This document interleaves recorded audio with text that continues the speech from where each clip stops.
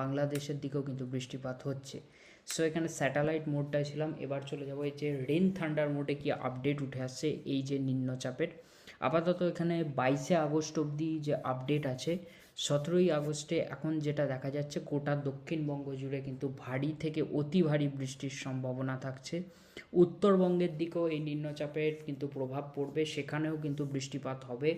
মালদা 2 দিনাজপুরের দিকে কিন্তু ভারী অতি ভারী বৃষ্টিপাতের সম্ভাবনা থাকছে এবং উত্তরবঙ্গের উপরের জেলাতে সেখানেও কিন্তু ভারী বৃষ্টির বিক্ষিপ্তভাবে সম্ভাবনা কিন্তু থাকছে।